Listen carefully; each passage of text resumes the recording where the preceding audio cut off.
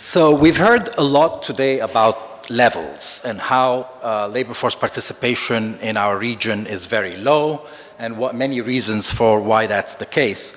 I want to focus on this talk increasingly about trends, trying to understand why the trends are the way they are and understanding the reasons behind these trends in some way.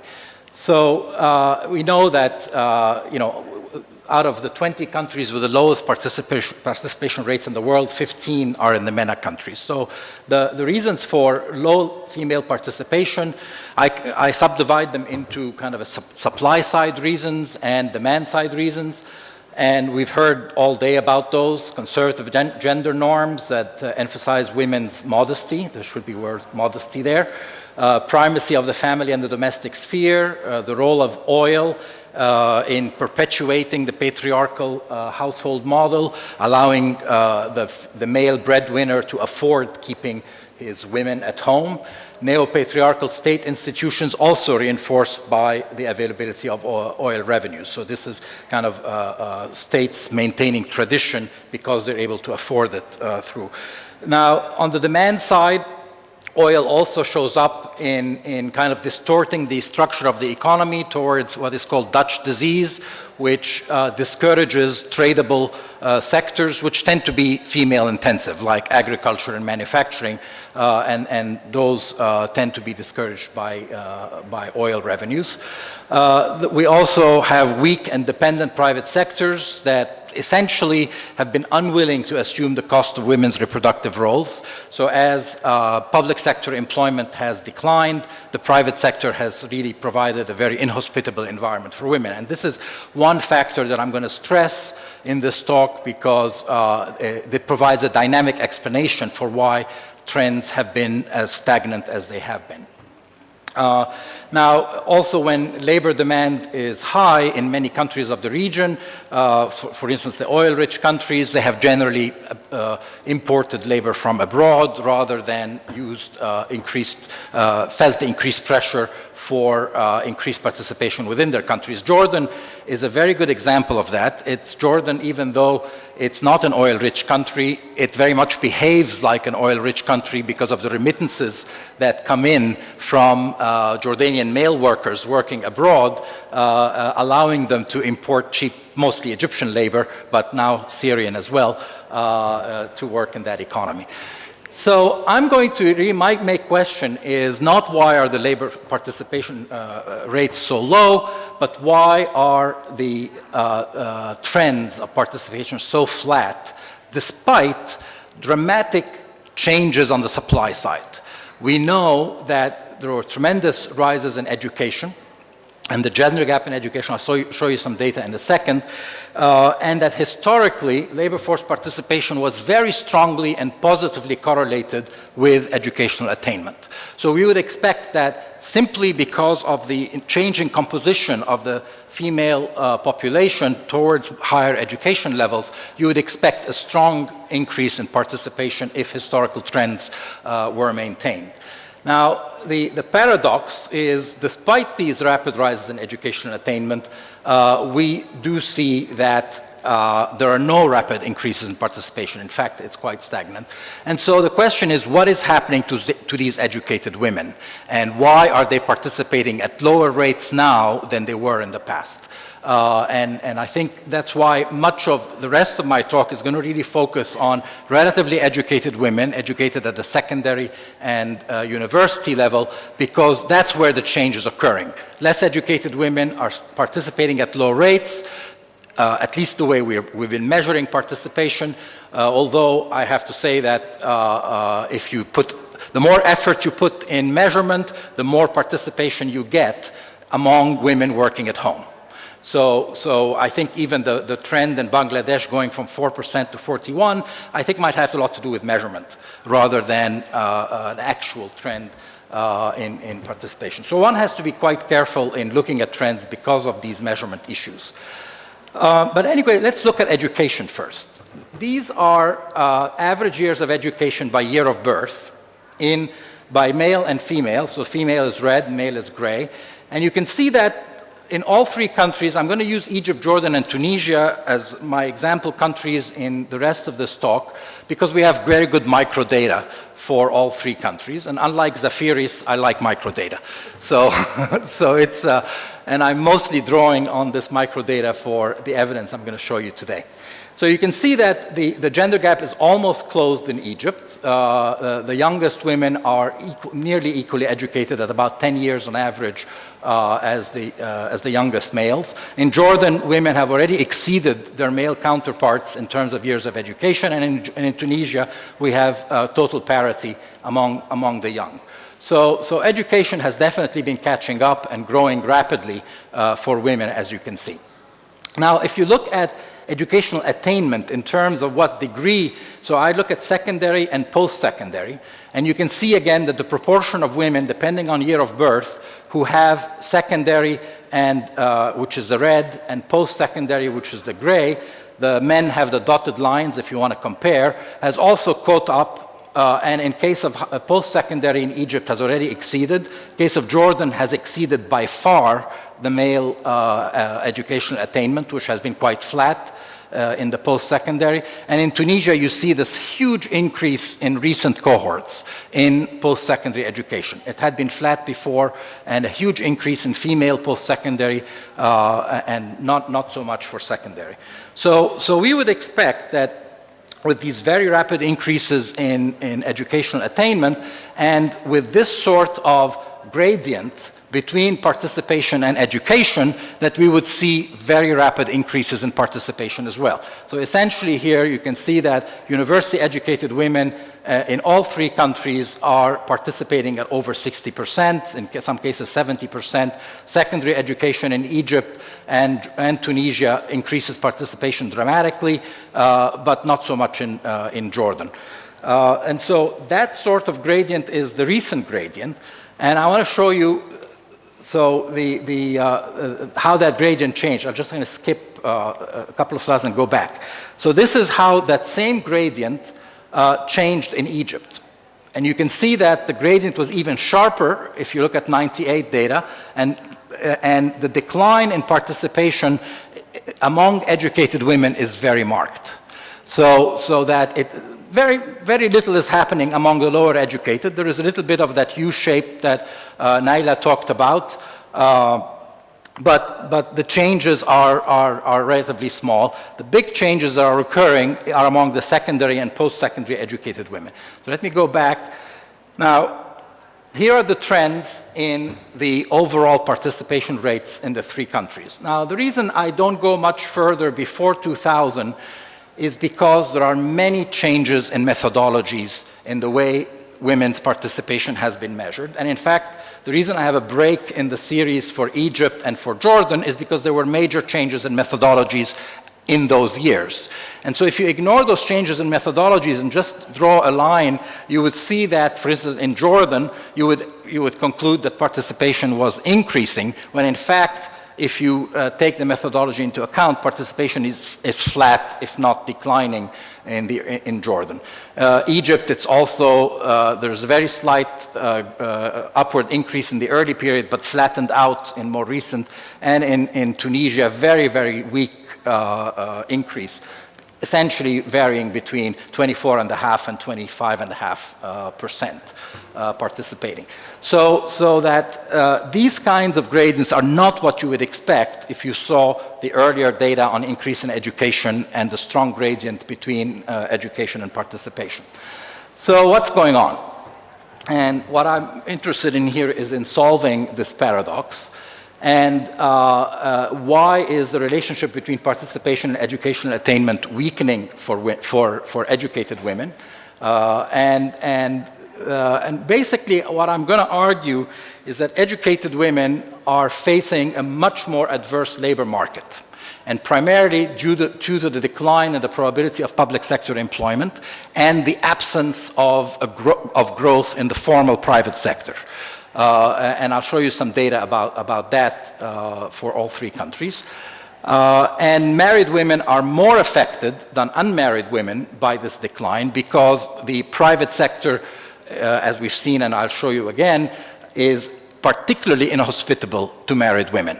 And so if you're married and educated, these days you stay at home, although in the past you were working in the public sector until you retired. So let's look at some of that change in the structure of the labor market over time. And here I'm looking at all employment rather than just female employment, so that to show the way the structure of the labor market has changed. But I'm focusing on people with secondary education and above, so that how has the labor market changed for this group? As far as the less educated people, the labor market has not changed very much. They were always working in the informal private sector and in family businesses, and they're still working in informal private sector and family businesses. So the major changes are really occurring in for the educated. And this basically shows you the proportion of the educated, depending on when they entered into the labor market, where they were working in their first job, or where they found work in their first job. And as you can see, that if you were educated in the 1970s and 80s, you essentially had a 60 plus up to 80% chance of working in the public sector, in the government. That probability declined dramatically, more so in Egypt and Jordan than in Tunisia, but even in Tunisia in recent years that collapsed. So what took the place of the government for educated workers? Well, this is what happened. So I have the government still in the background so you can compare. This is what happened in terms of increase in the formal private sector. Not even half the decline in the proportion working for government is now managing to find work in the formal private sector. In terms of Jordan and Tunisia, it's a little higher. It's about 40% now finding jobs in the formal private sector, whereas for Egypt is really more or less negligible, less than 20%. So where are people going? Well, people are going in informal private employment. And those are those three graphs. So you can see Egypt again, the growth of informal. This is private wage employment, so you're still working for wages. These are secondary educated people for whom self-employment, secondary and above, for whom self-employment is not that important. But they are working as informal wage workers in the private sector, meaning without any social insurance or any contract in the private sector. And you can see that in all three countries, informal private employment increased, less so in Tunisia, which had a bigger formal private sector to absorb that. So that's the overtime change in the structure of the labor market. Now, this is for everybody, males and females. So for women, essentially, they find both of these sectors, the formal and the informal, very inhospitable, especially after marriage. So let me show you in what way that is, and we saw that in a similar graph in the presentation by Rana. So this is in Egypt, and we have here from 10 years before marriage. So taking 0 is the year of marriage, and we took people who were married between 92 and 2002. And looked at 10 years before marriage what they were doing, and up to 10 years after marriage. And as you can see, this line is the public sector, and it keeps increasing steadily with absolutely no discontinuity at the time of marriage. And that is, now of course, I'm not showing here the inactive, I'm showing you just the employed. Now this is the private wage employment. It sharply declines just at marriage, not at childbirth, but at marriage. And in Egypt then remains flat after that. People don't return to the private sector very much. There's a slight upward trend and then a downward trend a few years later. This middle line that is growing is non-wage employment. So this is for people who are self-employed and unpaid family workers. And after marriage, that increases significantly. So what about Jordan? Jordan has a very similar story, except that private employment plays a more important role before marriage in Jordan than public employment. Then there is this collapse and a continued decline post-marriage in private sector wage employment. What's the private employment? Private wage employment. So it could be any private employment for wage. Okay, and non-wage employment in Jordan, this is the self-employment and unpaid family work. and that is very, very low in Jordan compared to Egypt, which you can see is rising. So Jordanian women don't seem to have the option of self-employment and unpaid family work the same way that Egyptian married women do, and that's why participation then falls dramatically. Now, public sector continues to grow and flat. Tunisia, we have a somewhat better-looking story in the sense that private sector employment, private wage employment goes up dramatically.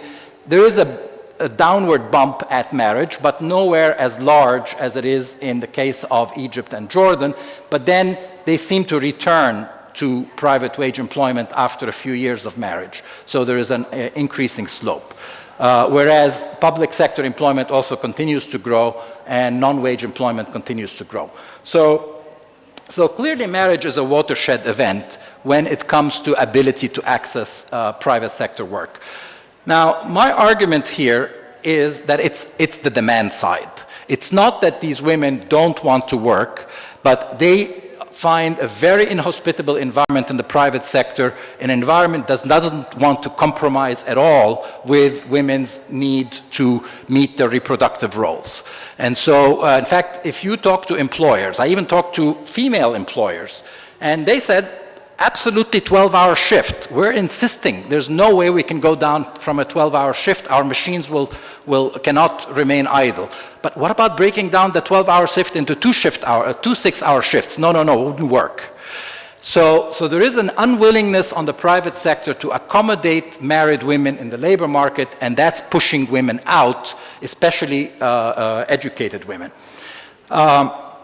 Now, so my message, I guess, it is not the supply side, it is the demand side. And I'll paraphrase President Clinton, it's the economy stupid, it's the demand side stupid. So, and the reason is the supply side factors have all been going in the direction of making it easier for women to work, to participate in the labor force, whether it's increasing education, it is improvement in the infrastructure, allowing them to have access to water and sanitation and services, whether it's time-saving technologies, whether it's reduced fertility.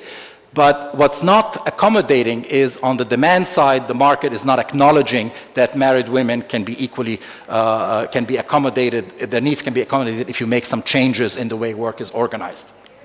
Now, I'm going to show you a series of graphs where we predict, because to try and correct for the composition of the female workforce, and to really, we predicted the probability of employment, of different types of employment, in this case government, and I'll show you a few more slides for other sectors, for a 30-year-old female university graduate. So we keep the education constant, all the other observable characteristics are kept constant, and just using official data from labor force survey, so every one of these years is a very complicated prediction based on thousands of female observations. And you can see that, so we have data here from Tunisia, Algeria, Egypt, and Jordan, that essentially in all of these countries, the probability of government employment has been declining, whether for never married or ever married women. And it's that at similar levels for the two groups. There's not much of a downward bump for married women. And even Algeria, which had maintained its public sector for a while, in recent years saw a big decline in the probability of public sector employment. So what's happening to the other forms of employment if we look at the same categories? So private wage employment, as we saw in the other graph that looked at marriage as that there is an apparent increase in the trend, at least in most countries, of private wage employment for never married women. However, in the case of married women, the trend is flat and much lower. And so that's really where the problem is. The ever married women in all four countries have a very hard time. And in fact, in some countries, like the case of Egypt, there's a declining trend in this during that period. Now, what about non-wage employment? This is non-wage employment, self-employment, unpaid family work an option? And for educated women, it's really not an option. This is primarily an activity that less educated women participate in.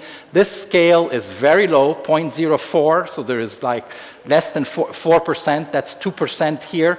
So you can really see that for an educated woman who's 30 years old, there's not much of a trend, and the levels are extremely low in all, again, in all 4 countries.